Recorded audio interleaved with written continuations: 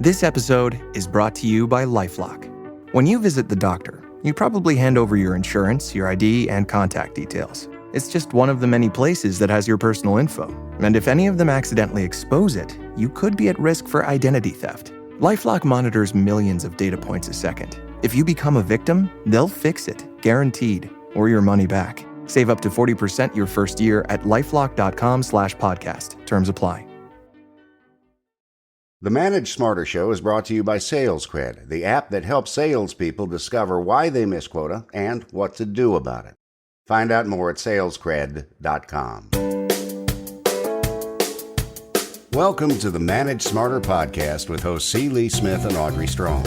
We're glad you're here for discussions on new ways to manage smarter, hire, develop, and retain talent, improve results, and propel team performance to new heights. This is the Manage Smarter podcast. We've talked about mentorships and peer-to-peer meetings and all that, but what we've never talked about is peer groups, Lee. And yeah, I mean, one of the things, like, when I was talking with my executive coach, on a regular basis, that he always emphasized having a trusted circle of peers, someone then, that maybe is not in your market, but, has a similar job to you, whatever, that you can lean on and you can share things with them that you wouldn't normally share, with other people. You certainly can't share necessarily within the company. There's great value in that. I've certainly found that to be true over the course of my career. So really looking forward to learning more about doing that. it's all things peer group today on Manage Smarter, everyone. Welcome to the show. I'm Audrey Strong, the Senior Vice President of Communications here at SalesFuel. And I'm C. Lee Smith. I'm the CEO and founder of SalesFuel. We are so lucky to have Aviva Leebow, a chair for Vistage, the world's largest CEO coaching and peer advisory organization for small and mid-sized businesses. In monthly Vistage CEO peer advisory group meetings, Aviva fosters an environment where leaders can break through barriers, gain diverse perspectives, and make impactful decisions. Aviva challenges leaders to push beyond their comfort zones, offering clarity, accountability, and a path to becoming better versions of themselves. Formerly a CEO at Pacesetter, Aviva brings a wealth of experience in driving innovation and cultural change.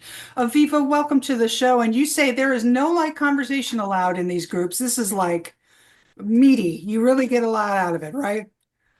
Yes.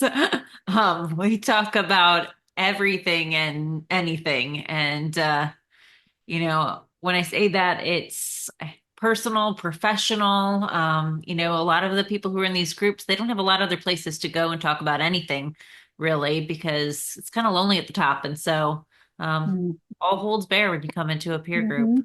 What are the type of typical conversation that you hear in these groups? Well, honestly, I mean, a lot of it is obviously around business. That's why people first join, but people become such a strong connections to one another. They open up about anything. So people, issues, of course, every business, we rely on people to run the businesses. So just about anything ties down to a people issue. And those are always hard because they're personal. There's relationships there. There's decisions to make that affect people's lives, which is why I think for leaders, they are such weight-bearing decisions often. But a lot of these companies are growing, scaling, going through aggressive transformations. And with that, there's lots of decisions that get made. So, like I said, tied to people and process, I would say are probably the two biggest areas. I want to learn a little bit more about your background, about where you came from, and then what pretty much led you to start a Vistage group. Well, that's actually pretty easy. I was a CEO, and when I was a CEO, I was in a Vistage group for 6 years. So the day I got promoted to being CEO, I said, I don't know what I don't know, and I better surround myself with other people who might. And so I found Vistage and joined a group. When I left that business, I was starting another business of my own, and I was still a part of my group. They were amazing and very impactful for me. And COVID hit, changed that plan because the quick version, I was acquiring the assets of a company in Canada, and COVID hit a couple weeks before the deal was inked. Thank goodness. So I was looking at buying other businesses in metals and manufacturing because that's what I knew. And my chair, actually, who does what I do today, said to me, "Why don't you become a Vistage Chair? Why are you looking at buying or running another business? You lead through coaching and development. This is what you do, and this is your strength. You would love doing what I do." And frankly, I wrote him off and said, "No way, I'm not qualified to do that." But the more I was reaching out into my networks and talking to people, the more people who suggested the same thing. And so here I am today, and thank goodness, because it's my calling. Are there different, how are the groups organized and are there different sizes? How do I know which one's right for me? Kind of give us the lay of the land for people who are new to this and are going to look for a group. Yeah, so Vistage has all different types of groups and programs across the leadership spectrum, which I love.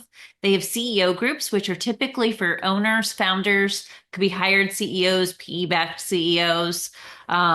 Sometimes some of the groups will have somebody who is like a managing director or a president of a division, so they have the full P&L responsibility like a CEO would, but might be within a larger company having their own. So that's the CEO group. Small business groups are for owners, founders, typically smaller companies like 1 to 5 million in size. And then Vistage also has groups for key executives. So that's the layer reporting into all those people we were just talking about, so that they have a safe space to talk about what it's like to run their own functional areas. And those are mixed cross-functional area groups. So a CFO is with a VP of sales, is with an HR leader. And then they also have groups across functional areas for mid-level managers called advancing leader groups, and for emerging leaders for high potential team members. So they do actually cross the spectrum. And then there's also a trusted advisor group, which is for those great consultants and advisors who work with the businesses that a lot of us lead, but have a very different set of issues than a small business or a large company, because their challenge is both a combination of business development and serving the people they work with. So lots of different types of groups. What do you find that the key differences are between a CEO of a large company and a CEO of a small business? Um, well, I work with, we'll go with not the enterprise companies, but between smaller and mid-sized businesses. Um, it's I would so the size of your executive team and leadership team and the amount of people problems you have, right? You have less layers if you're in a smaller business. But that's not always true. You can have a $5 million company that's got, 50 people and $100 million company that still only has 10 people, based upon the, products you're selling and things like that. So, revenue is not always the best way to tell about differences and problems in a company, which is why I don't do my groups based on size. I do them based on similar challenges, experience, Okay. not experience, but similar types of challenges and issues or strategic opportunities they're facing.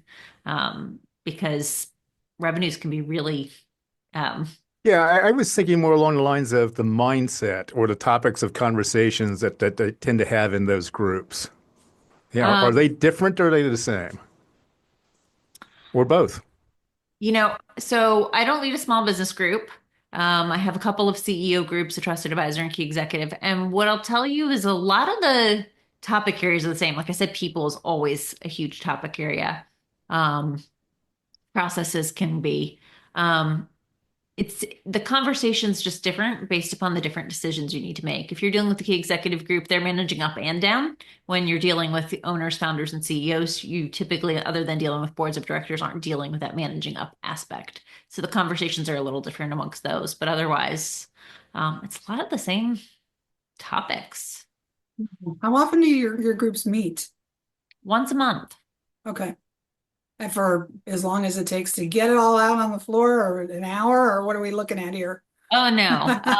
So the CEO and key executive groups meet for a full day, a month, Wow, great. and trusted advisors are for a half day.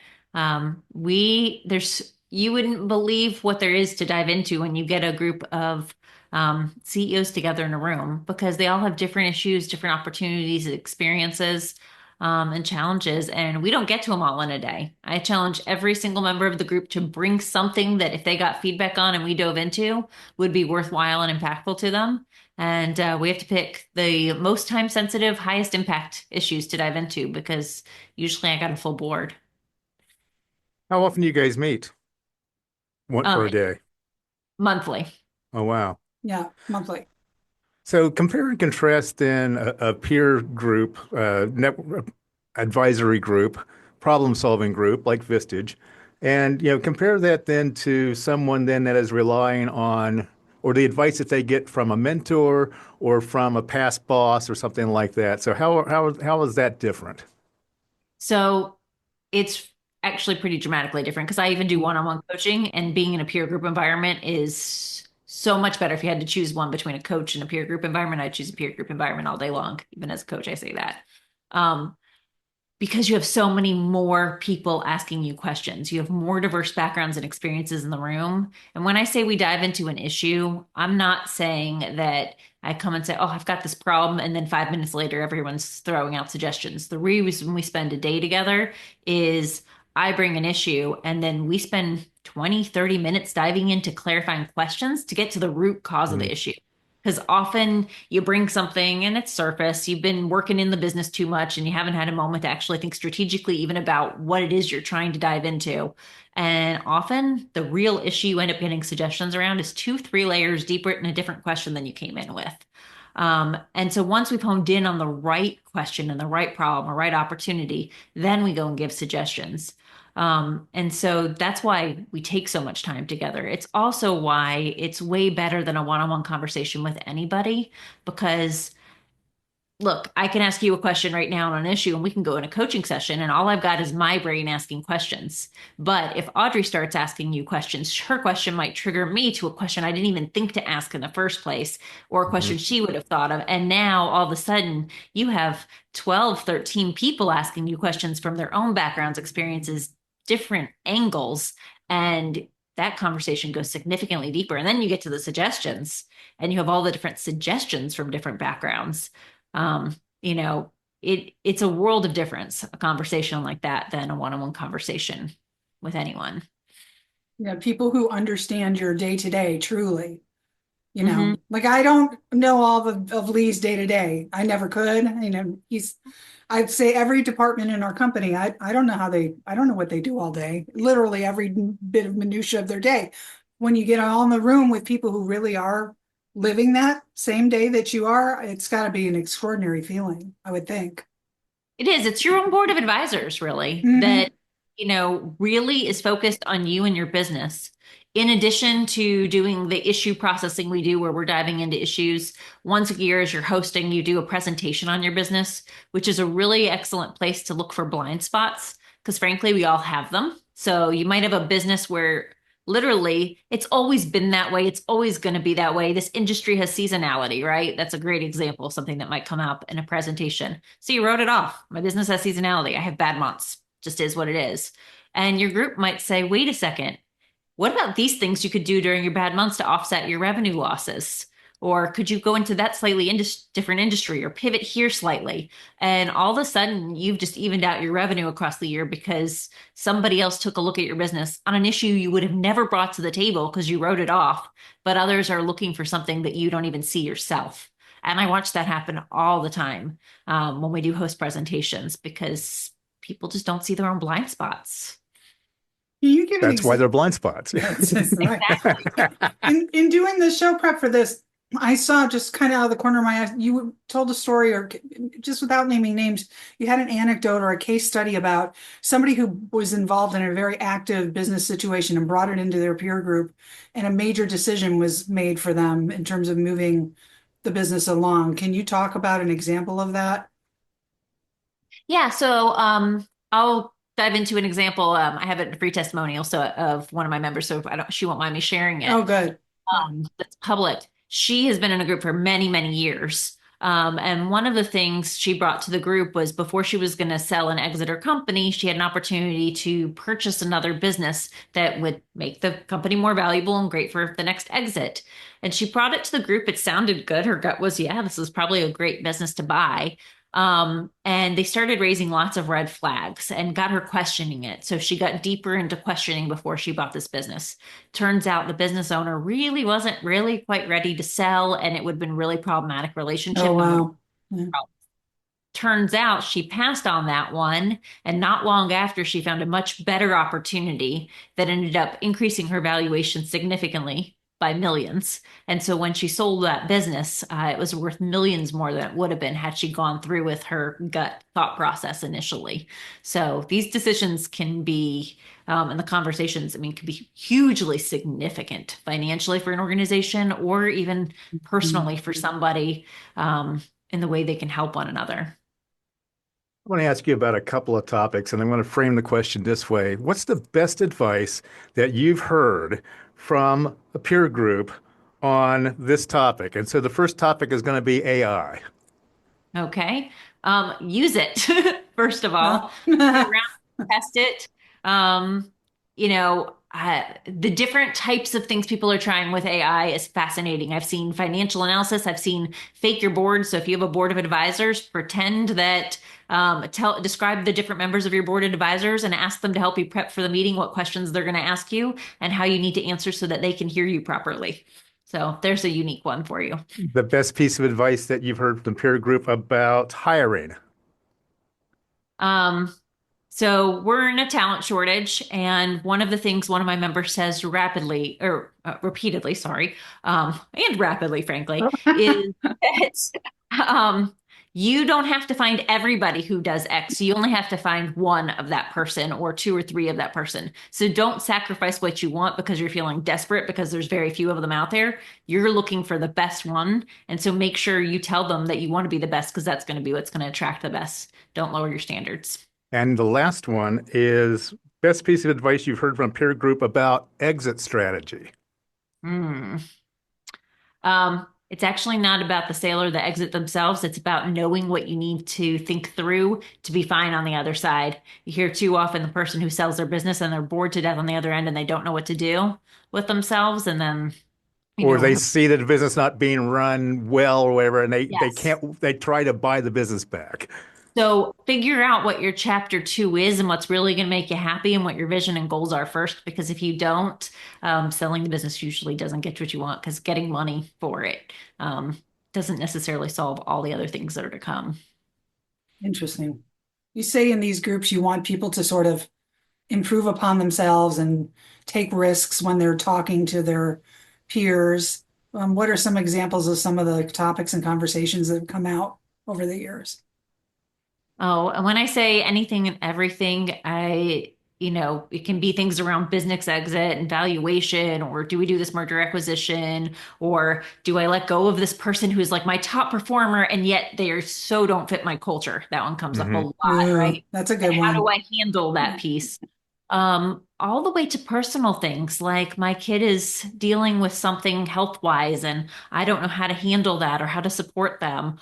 Or I even had a member of my group who passed away from cancer, who we processed in his last couple of months of living, how to leave the legacy he wanted and make sure his Mm, business survived him, and kept doing the things he wanted to do, and that all of that was tied up correctly for him. I mean, that was probably the most deep issue process we've ever had as a group. Um, Processing somebody's upcoming death with them. But sure. so it spans. People are vulnerable even day one, first meeting. You'd be surprised what people are open and willing to share because they realize it's a safe and trusting environment and they can Mm. be open. So your website is vistage.com. And Lee, we've got about 2 minutes left. I'm going to give you the last question with Aviva. Okay, well, appreciate that. Uh, what does a Vistage chair actually do? Fun question. So I am responsible for putting the right groups together. A group, it matters who's in the group. The dynamics and the culture of each group are different. Different chairs put together different groups. So I have to make sure it's the right group and the right people are at the right seats of the table. I facilitate the meetings. It is not something that's real easy to be done self-led. There has to be a structure, a process, bringing in the right expert speakers based upon the topics the groups need. And I do one-on-one coaching with all of my CEO members. So do a lot of different things. I wear a lot of hats. And do you have to referee like people that don't get along, or do you have to kick them out of the group, or how does that work? Hopefully you have the right group so you're not having people Right. who don't get But people being people, right? I mean, you're facilitating a session, and I will tell you, I've got guidelines and things like that. And someone's like, "Oh, but I just want to ask one more question. Just want to do it. Can I break the rules this time, Aviva?" I can't tell you how many times I hear that question. So, it does take somebody facilitating these things to keep them on track and make sure you're really supporting the whole group in a given day. Because you can go down lots of rabbit holes very, very easily. So if somebody's interested, they just go to your website, right? Vistage.com, and they can get all the information there, any fee structure, reach out to you, that kind of Yeah, thing. so Vistage.com, because I'm a chair in Atlanta, Georgia, but there are chairs globally in 40 countries around the world who do what I do. Fantastic. So if you go to Vistage.com, you can see all the different group types, and you can reach out to somebody and they will hook you up with a chair in your region who has groups like this and can help you. Sounds great. Aviva, thank you for coming. Very interesting topic. Absolutely. Thank you so much for having me as your guest. Thanks for listening. If you enjoyed the show, please rate and recommend on iTunes, Overcast, or wherever you get your podcasts. You can also get more great information at SalesFuel.com. This podcast is a part of the C-Suite Radio Network. For more top business podcasts, visit c-suiteradio.com.